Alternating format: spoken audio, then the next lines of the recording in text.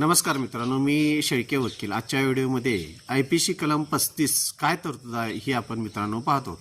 मित्रांनो, जर एखादी कृती दोन किंवा दोन्हीपेक्षा जास्त व्यक्तींनी मनामध्ये एकच उद्देश ठेवून गुन्हेगारी स्वरूपाची जर कृती केलेली असेल आणि सदर कृतीनुसार दोन किंवा दोनापेक्षा जास्त व्यक्ती त्या कृतीमध्ये सहभागी असतील तर सदरची कृती ही त्यामध्ये सहभागी असणाऱ्या प्रत्येक व्यक्तीनं समान हक्कानं किंवा समान जबाबदारीनं केली अशी गृहीत धरली जाते. म्हणजे एखादा गुन्हा जर केलेला असेल तर त्या गुन्ह्याला प्रत्येक व्यक्ती ही समान जबाबदार आहे असे कायद्याच्या दृष्टिकोनातून धरलं जातं.